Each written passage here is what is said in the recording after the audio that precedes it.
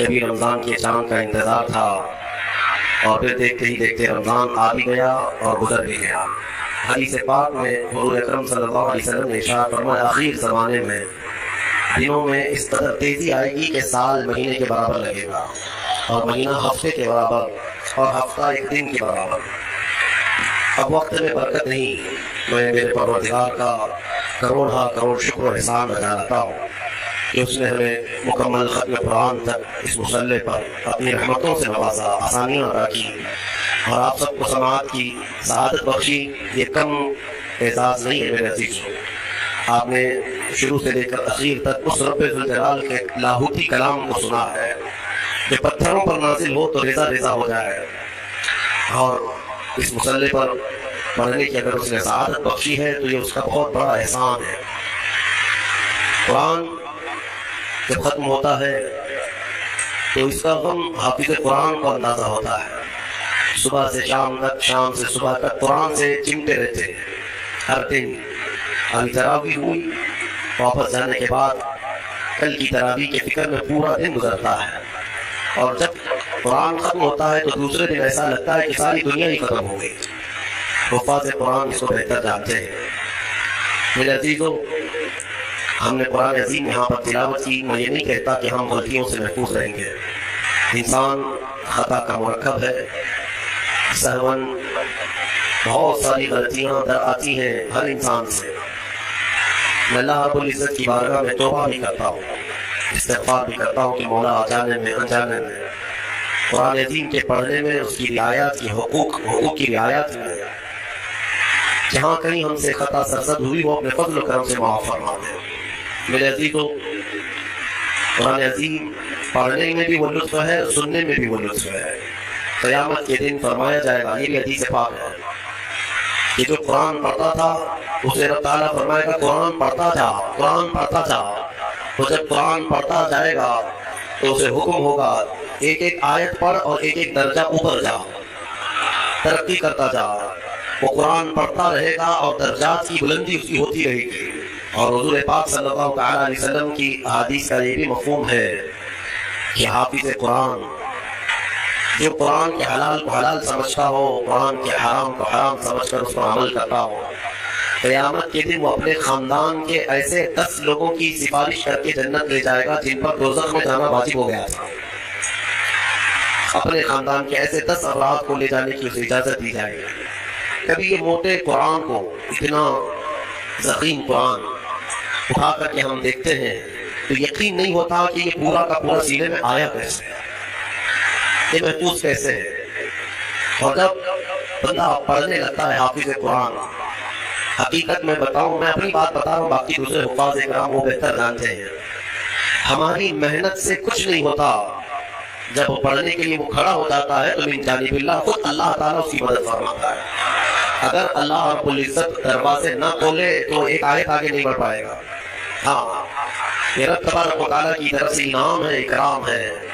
میرے عزیزوں، یہ قرآن یاد کرنے کے لیے جب بچے بھی کوشش کرتے ہیں تو 5 سال کے بچے بھی حافظ قرآن بنے، دنیا میں ریکارڈ ہے۔ اور آپ کو پتا ہے حضرت سیدنا مخدوم جہانگیر اشرف سمنانی رحمۃ اللہ تعالیٰ نے 7 سال کی عمر میں قرأت سبع یعنی 7 قرأتوں کے ساتھ حافظ قرآن ہو چکے تھے۔ بڑے بڑے علماء بھی نہیں آج 7 قرأت جانتے ہیں۔ 7 قرأتیں ہیں قرآن پاک کی، سب میں الگ الگ انداز ہے پڑھنے کے، اور وہ ایک عربی لینگویج جاننے والا، نحو اور صرف اور ان تمام امور کو جاننے والا یہ قرأت سبع بہتر سمجھ سکتا ہے، عام لوگوں کے سمجھ میں نہیں آئے گی یہ چیز ہے۔ وہ 7 سال کی عمر میں 7 قرأتوں کے ساتھ حافظ تھے۔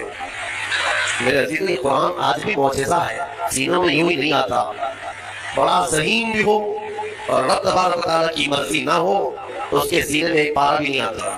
اور کبھی ہم نے دیکھا ہے بڑا کند ذہن ہے، کچھ آتا نہیں ہے، اسکول میں 0 تھا لیکن قرآن حفظ کرنے پر لگا تو پورا حافظ قرآن بنا ہے۔ ایسے بھی میں جانتا ہوں جن کو 2+2 معلوم نہیں ہے لیکن حافظ قرآن ہو جاتا ہے۔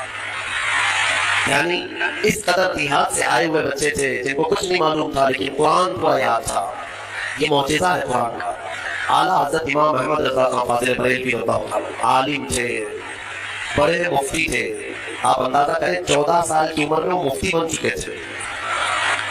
13 साल कुछ महीने, जिस दिन वो बालिग हुए उस दिन पहला फतवा उन्होंने लिखा है 14 साल की उम्र में। बेहतरीन आलिम, बेहतरीन मुफ्ती, लेकिन हाफिज नहीं थे आप, कुरान के हाफिज नहीं थे। किसी ने आपको खत में अलकाब लिखा, हजरत अल्लामा मौलाना हाफिज व कारी अहमद रजा खान साहब, उसने हाफिज व कारी का भी लक़ब लगा दिया। दूसरे हो तो फैल जाएंगे कि जितने लक़ब फ्री में मिले अच्छा ही है। आला हजरत ने देखा कि मैं हाफिज हूँ नहीं और लोग मुझे हाफिज समझ रहे हैं। ये शाबान की आखिरी तारीख थी शायद, दूसरे दिन से रमजान शुरू हो रहा था। आपने उस खत वाले के गुमान के मुताबिक अपने आप को उतारने के लिए अज़्म कर लिया कि इसके खत का जवाब बाद में लिखूंगा, हाफिज कुरान पहले बनूंगा, क्योंकि उसने हाफिज कहा है मुझे, हाफिज कुरान कहा। तो आला हज़रत का मामूल ये था कि रोजाना रमजान में फजर से लेकर के शाम तक एक पारा याद करते थे और तरावी में एक पारा सुना देते थे, यहाँ तक कि 29वें रमजान को या 27 को आप मुकम्मल 1 महीने के अंदर हाफिज कुरान हो गए। 1 महीने के अंदर हाफिज कुरान, कुरान का ये मौजिज़ा है। अल्लाह तबारक व तआला जिसके सीने में चाहे उसको अता फरमाते हैं। मेरे अज़ीज़ों, आज भी बहुत सारे ऐसे बच्चे हैं जो कुरान को याद करते हैं बहुत बचपन में और उनके जहन के दरीचे ऐसे खुल जाते हैं। आपने मौलाना हारी साहब के पीछे भी तरावी पढ़ी है, ये हमारे भतीजे हैं, इन्होंने तकरीबन 4.5 महीने में पूरा हिफ्ज़ कुरान किया। अल्हम्दुलिल्लाह, इन्होंने भी एक रिकॉर्ड कायम किया था और अपने सबक के दौरान इन्होंने 29वां पारा 2 दिन में पूरा पारा सुनाया था, आधा पारा एक दिन याद कर लिया। तो ये अपने कमाल की बात नहीं, ये अपने कसब और अपने जहन की बात नहीं, रब तबारक व तआला की अता और फज़ल। इमाम आज़म अबू हनीफा के एक शागिर्द हैं इमाम मोहम्मद, ये छोटी उम्र में इमाम आज़म के पास पढ़ने के लिए आए, दाढ़ी नहीं थी, छोटे थे। तो इमाम आज़म अबू हनीफा रहमतुल्लाह अलैह के पास बड़े उनके जो शागिर्द थे, उलमा थे, मुहद्दिसीन बैठते थे, उसमें एक छोटी उम्र का लड़का आया। इमाम आज़म ने उनको टाल दिया कि जाओ बात, लेकिन शौक इतना था इमाम मोहम्मद का कि हटने को तैयार नहीं थे। इमाम आज़म अबू हनीफा ने उनको टालने के लिए कहा कि बेटा मैं उन्हीं को पढ़ाता हूँ जो हाफिज कुरान होते हैं, तुम हाफिज हो? हाफिज तो नहीं, हाफिज बनने में 2-3 साल लग जाएंगे, जब तक थोड़ा सा जवानी आ जाएगी फिर समझ लेगा। कहा जाओ हिफ्ज़ कर जाओ।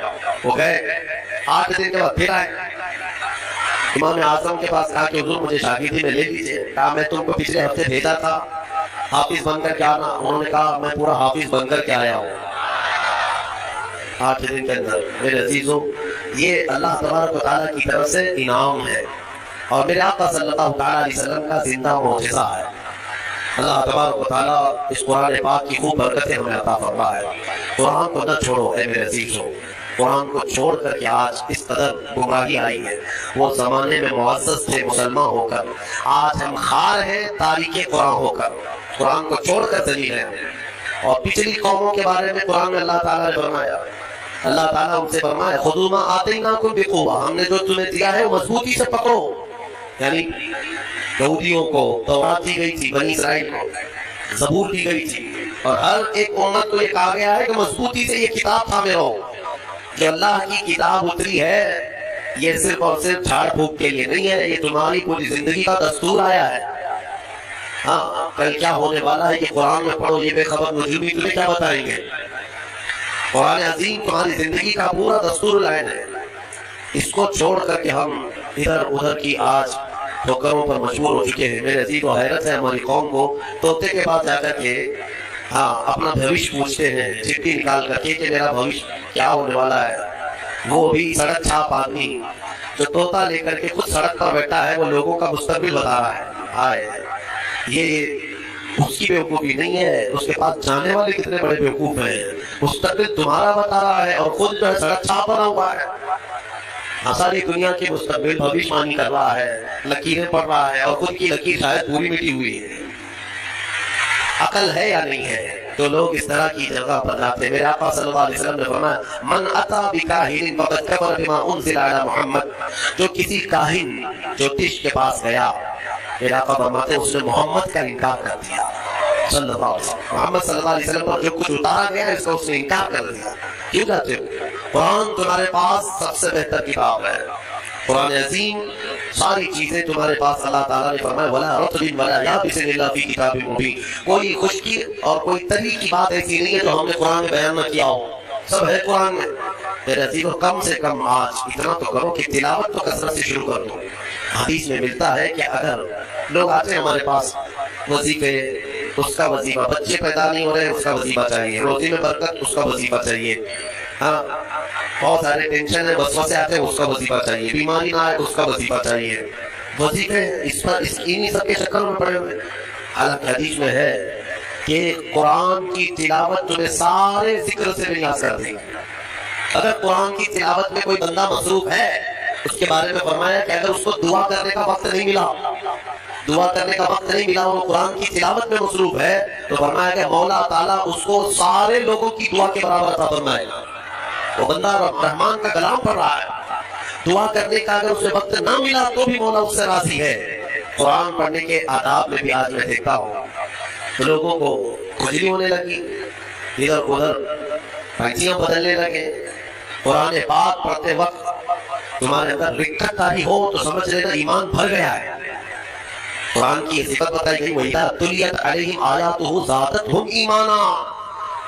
یہ کون لوگ ہیں؟ تو اللہ تبارک و تعالیٰ کے پرہیزگار بندے کون ہوتے ہیں؟ ان کے بارے میں اللہ فرما رہا ہے کہ جب ان کے پاس قرآن کی آیتیں تلاوت کی جاتی ہیں تو ان کا ایمان بڑھ جاتا ہے۔ وَجِلَتْ قُلُوبُهُمْ، ان کا دل ہلنے لگتا ہے شوق سے اللہ کی بارگاہ میں۔ حضرت امام اعظم ابو حنیفہ رحمۃ اللہ تعالیٰ ہے مغرب کی نماز کے لیے حاضر ہوئے، صرف قاری قرآن نے اذا زلزلت الارض زلزالها یہ سورہ پڑھی، اتنا رونے لگ گئے، اتنا رونے لگ گئے۔ اس میں قیامت کا ذکر ہے۔ یاد کرو کس چیز کو؟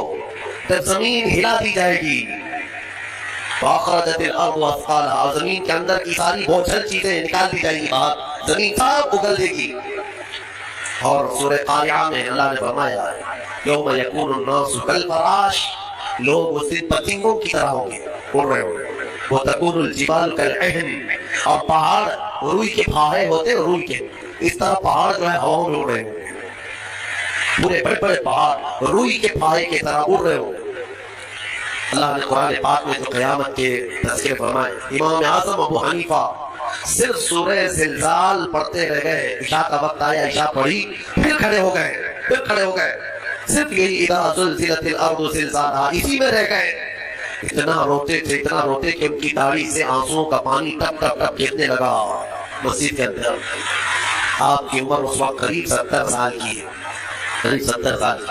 میں بتاتا ہوں جس امام اعظم نے 4000 ختم قرآن کیے ہیں، 5 لاکھ حدیثیں انہیں یاد ہیں، 1000 سے زیادہ بڑے بڑے محدث شاگرد پیدا کیے اور لاکھوں مسائل کا حل بیان کر دیا، امت پر اتنا بڑا احسان ہے۔ وہ امام اعظم ایک سورہ پڑھ کر کے رات کے وقت کیا کہہ رہے جانتے ہیں؟ ان کے ایک شاگرد ہیں مسعر، وہ کہتے ہیں میں رات کے وقت جا کر دیکھا میرے استاد ابھی تک کھڑے، مغرب میں جو گئے تھے ابھی تک کھڑے، آدھی رات گزر گئی تو وہ دروازہ کھول کر پیچھے کھڑے ہوئے تو امام اعظم ہاتھ پھیلا کر یوں رو رہے تھے اللہ کی بارگاہ کہ اے مولا، قیامت کے دن اگر ابو حنیفہ کی بخشش ہو گئی تو تعجب کی بات ہے، ورنہ مجھ جیسا آدمی بخشے جانے کے قابل نہیں۔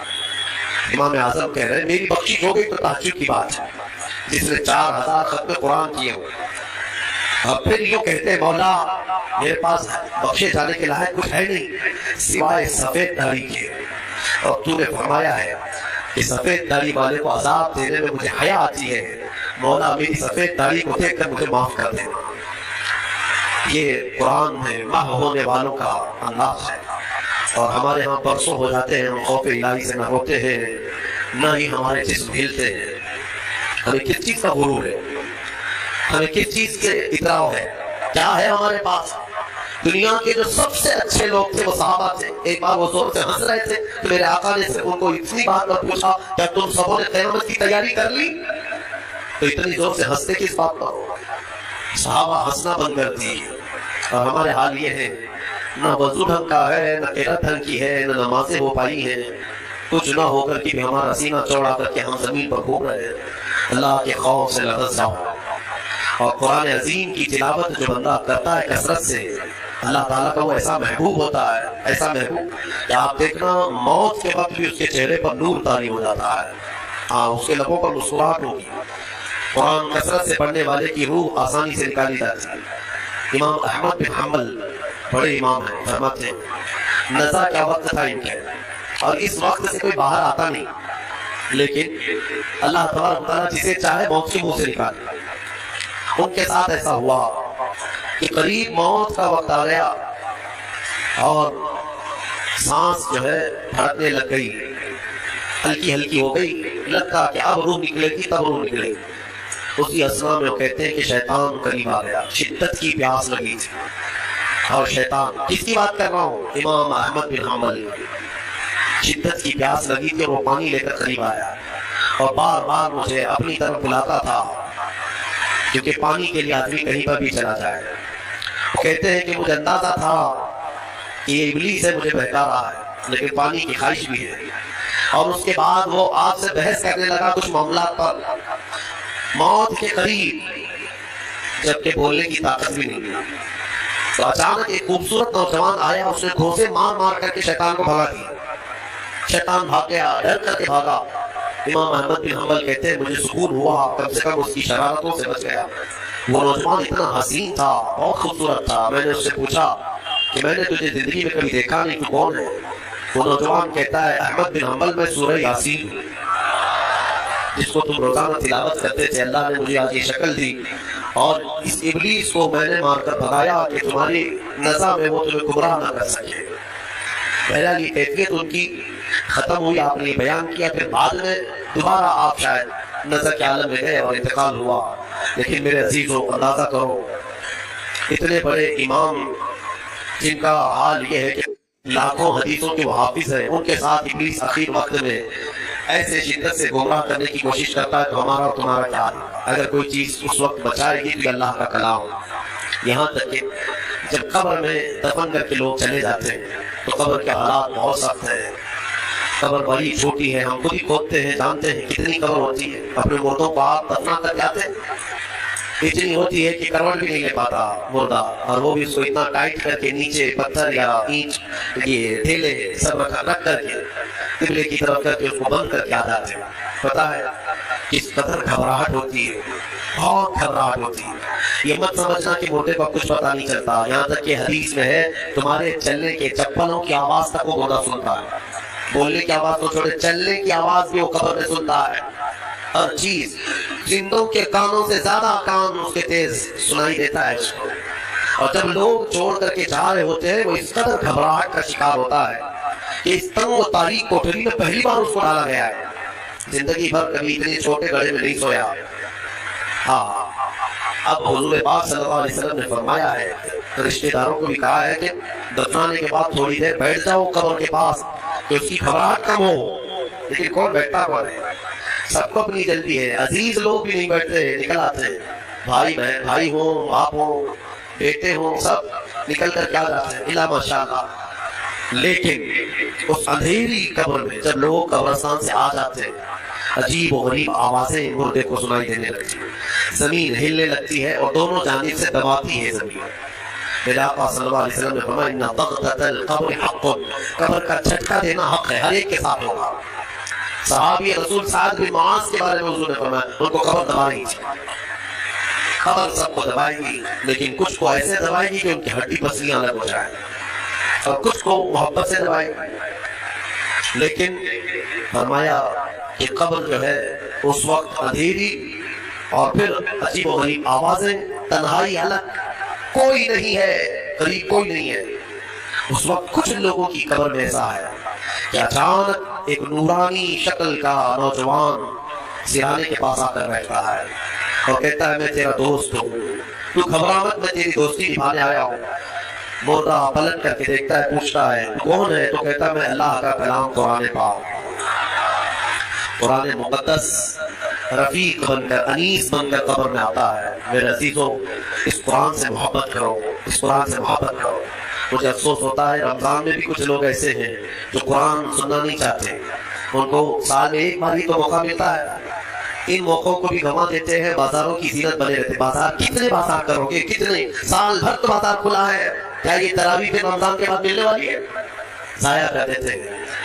ایک تو تم حافظ قرآن ہو نہیں، قرآن گھر میں پڑھتے نہیں، ایک حافظ تمہارے ہاں آ گیا سنانے کے لیے اللہ کا کلام، اس کے لیے بھی پیچھے بھاگ جا رہے ہو، تو گویا کہ تم قرآن کے ساتھ بہت ناانصافی کر رہے ہو، قرآن کو پیٹ پیچھے ڈال چکے، اس کے حقوق نہیں ادا کرتے۔ گھروں میں جا کر کے دیکھو تو بہت اونچے طاق پر اس کو رکھ دیا ہے۔ قرآن پر تو اتنی دھول جمع ہوتی ہے کہ اتنی دھول نہ فریج پر نہ ٹی وی پر، ٹی وی اور فریج اور واشنگ مشین تو روز صاف ہو جاتے ہیں، قرآن پاک پر ہاتھ بھی نہیں لگتا۔ یہی تو ہے میرے عزیزوں، شاعر نے بہت اچھا انداز میں کہا، درس قرآن کو اگر ہم نے نہ بھلایا ہوتا، یہ زمانے نے زمانہ نہ دکھایا ہوتا۔ یہ سارے ہمارے اندر ہیں۔ اٹھو، آج بھی تمہارے پاس وقت ہے، قرآن کو پڑھو، سیکھو۔ اور میں کہتا ہوں آج کے دور کے مسلمان، سخت پکڑ ہوگی تمہارے پاس یہ عذر بھی نہیں ہے کہ اللہ کی بارگاہ میں کہیں گے کہ مولا پڑھانے والا کوئی تھا نہیں، سیکھنے کا کوئی ذریعہ تھا نہیں۔ آج تمہارے ہر ایک کے ہاتھ میں موبائل ہے، قرآن ہے، سینکڑوں قاریوں کی قلت ہے۔ انٹرنیٹ صرف گانے سننے کے لیے نہیں، قرآن سیکھنے کے بھی وہاں ذریعہ موجود ہے۔ پورے عالم بننے کے مدرسے چل رہے ہیں آن لائن، قرآن پڑھانے والے پڑھا رہے ہیں، لیکن اب عذر تمہارے پاس کچھ بھی نہیں رہے گا۔ کیا کہو گے؟ کیا کہو گے؟ کہ ہمارے ہاں کوئی عالم نہیں تھا، کوئی حافظ نہیں تھا، پڑھنے کا موقع نہیں ملا؟ نہیں، تمہاری سخت پکڑ ہوگی، تمہارے پاس سب تھا، تم نہیں چاہتے تھے قرآن پڑھنا، تم نہیں چاہتے تھے۔ میرے عزیزو، قرآن کی طرف آ جاؤ۔ میں آخر میں یہ بھی کہنا چاہوں گا کہ جو حفاظ قرآن ہو، میں اپنے متعلق نہیں کہہ رہا ہوں، دیگر جو بھی حفاظ قرآن ہیں ان کا ادب بھی بجانا ہے، اللہ کا کلام ان کے سینے میں موجود ہے۔ انبیاء کرام علیہ السلام کی جو زبان تھی، قرآن میں اللہ نے فرمایا، وہی میں عرض کرتا ہوں ان کی سنت پر، لا اسألکم علیہ اجرا ان اجری الا علی رب العالمین۔ لوگوں، میں آپ سے اس خدمت پر 1 روپیہ بھی اجرت نہیں مانگتا، مجھے معاوضہ نہیں چاہیے آپ سب سے، میرا اجر رب العالمین کے حوالے ہے، میرا اجر اللہ رب العزت کے پاس ہے۔ مجھے آپ سب کی جو محبت ہے یہی کافی ہے، اور مجھے دعاؤں سے نوازیں، یہ میرے لیے بہت بڑا معاوضہ ہے، بہت بڑا تحفہ ہے، یہ میرے لیے بڑا ہدیہ ہے۔ اور یہ محبت ہی تو ہے کہ اتنے گیپ کے بعد دوبارہ اس مسئلے پر میں آیا ہوں۔ انشاءاللہ العزیز مولا کریم ہم سب کو آج کی رات معاف کرے گا۔ دعا کرتے ہیں جنہوں نے مجھے دعاؤں کی درخواستیں کی ہیں ان سب کو بھی میں شامل کرتا ہوں۔ یا ربنا یا ربنا یا ربنا یا اکرم الاکرمین، مولا قدیر ہماری اس میں ان تمام محفلوں کو اپنی بارگاہ میں قبول فرما۔ پہلے رمضان سے لے کر آج تک جو تراویح پڑھا، سورہ فاتحہ سے لے کر مولا 30ویں پارے تک کی جتنے سورے ہم نے تلاوت کی، اس میں جو غلطیاں، کوتاہیاں، کمیاں، بیشیاں ہوئی ہوں اپنے فضل و کرم سے معاف فرما دے۔ اے رب العالمین، تجھے فضل کرتے نہیں لگتی بات، نہ ہو مایوس تجھ سے امیدوار۔ تو پھر رمضان میں یہ حسین موقع دیے تھے، تیری اس مسجد کو ہم بھرتے تھے، مولا اگر ہماری زندگی باقی ہے تو پھر سے رمضان عطا کر دے۔ ارحم الراحمین، قرآن عظیم کی تلاوت کو میں نے جو کچھ بھی پڑھا مولا خالص تیرے شوق میں پڑھا ہے، تیری رضا کے لیے پڑھا ہے۔ اے رب قدیر، مجھے ایمان کا اضافہ عطا فرما۔ جتنے لوگوں نے خلوص سے سنا ہے مولا ان سب کو اجر عطا فرما۔ اور تفسیر قرآن جو آج تک کی محفل ہوتی رہی، اس میں جو غلطیاں کوتاہیاں ہوئی مولا سب سے میں توبہ کرتا ہوں، مجھے معاف فرما دے، سننے والوں کو بھی معاف فرما دے۔ اور دور دراز سے کئی لوگ آن لائن سن رہے ہیں، محفلوں میں شامل ہوتے ہیں، مولا ان سب کی بھی مغفرت فرما دے۔ ارحم الراحمین، آج کئی لوگ تیرے دربار میں ہاتھ پھیلائے ہیں، کچھ محتاج ہیں، کچھ غریب ہیں، اپنے اپنے گھروں کی پریشانیاں، کچھ تو وہ ہیں جو بول نہیں سکتے۔ اے رب ذوالجلال، سب کی پریشانیاں دور کر دے۔ اے رب العالمین، جو ہندوستان کے مسلمان اس رمضان میں پریشان ہیں مولا، چاہے تو کدھر جائے، کس سے اپنے غم کی داستان سنائے، سمجھ میں نہیں آتا مولا۔ حالات اس قدر بدلتے جا رہے ہیں کہ چھوٹی ذاتوں کے اور نیچ قسم کے لوگ تیری مسجدوں پر، تیرے اولیاء کے مزاروں پر اور مسلمانوں کی گردنوں پر راج کرنے لگے ہیں۔ اے قدیر و جبار کو تھا ان ظالموں کو کفر کے داغ تک پہنچا دے۔ ارحم الراحمین، جو بے قصور ہمارے بچے گرفتار ہوئے ہیں ان کو آزاد کر دے۔ الہ العالمین، تو تو جہنم سے آزاد کرتا ہے، امت مصطفیٰ کو جیلوں سے آزاد کر دے۔ تیرے لیے بڑی بات نہیں ہے مولا۔ جو بچے ناحق گئے ہیں ان کو آزادی عطا کر، ظالموں کے چنگل سے انہیں آزاد کر دے۔ یا ارحم الراحمین مولا، یہاں پر جتنے حاضر ہیں اور جو دور دراز سے سن رہے ہیں سب کو قرآن عظیم کا شوق عطا فرما۔ آخری سانس تک مولا قرآن کی تلاوت کرنے اور سننے کی توفیق عطا فرما۔ ہم قبر میں جائیں تو اس قرآن کو ہمارا دوست بنا دے، حشر کے دن مولا قرآن کو ہمارا شفیع و مددگار بنا دے۔ ارحم الراحمین، میں گنہگار ہوں اور بڑے مرتبوں کی خواہش، تو قریب ہے خدایا تیری بندہ پروری ہے، صرف آج کی بات اتنی التجا ہے، کل قیامت کے دن جب تیرے حبیب محمد مصطفیٰ صلی اللہ علیہ وسلم ہزاروں غلاموں کی جھرمٹ میں جنت کی طرف جا رہے ہوں، ان غلاموں میں ہمیں شامل فرما دے، مولا جہنم سے آزاد ہونے والوں میں ہمیں شامل فرما دے۔ خصوصیت کے ساتھ یہاں پر جتنے لوگوں نے بھی میرے ساتھ محبت کا سلوک کیا، سب کو اپنی شان کے مطابق اجر عطا فرما۔ میں فقیر آدمی ان کی محبتوں کا صلہ نہیں دے پاؤں گا، مولا سب کو تو اپنی شان کے مطابق اجر عطا فرما۔ ہمارے بچے، ہمارے شاگرد جو روزانہ قرآن پڑھتے تھے، سنتے تھے، اراکین، انتظامیہ، معاونین، امام، خطیب، سب کو مولا اپنی شان کے مطابق اجر عطا فرما۔ خصوصیت کے ساتھ میرے والد گرامی کی مغفرت فرما۔ مولا جتنے لوگوں کے والدین انتقال کر چکے، رشتہ دار انتقال کر چکے، ان کی قبروں کو بقعہ نور بنا دے۔ مولا ہو سکتا ہے ان کی خطاؤں کی وجہ سے ان کی قبریں تاریک ہو گئی ہوں، مولا ہم اجالوں میں بیٹھے ہیں، ایک بار ہماری دعا کے ذریعے ان کی قبروں کو اجالا کر دے۔ مولا تو ارحم الراحمین ہے، تو ارحم الراحمین ہے، ہمارے والدین کی قبروں کو اجالا کر دے۔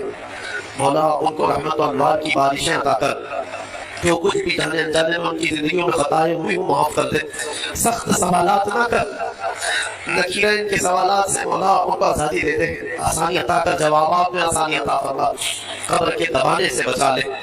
اے رب العالمین، ہم جنت میں جانے کے قابل تو نہیں ہیں، مگر تیری جہنم کا عذاب سہنے کے قابل نہیں ہیں، بخش دے بس تیرے فضل سے مولا، تیرے فضل سے بخش دے، اور تو ہمیں بے حساب جنت عطا فرما دے۔ کل قیامت کے دن اگر تو ہم سے سوال کرے گا تو مولا ہمارے پاس ایک سوال کا بھی جواب نہیں ہے، اے رحمت الراحمین ہم کو بغیر حساب کے معاف کر دے، معاف فرما دے۔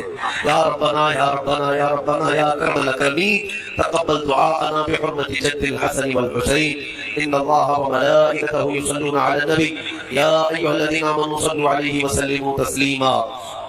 اللهم صل على سيدنا محمد معدن الجود والكرم وآله وأصحابه الكرام وابنه الكريم وبارك وسلم۔ سبحان ربك رب العزة عما يصفون وسلام على المرسلين والحمد لله رب العالمين، وآخر دعوانا الحمد لله رب العالمين۔ السلام عليكم۔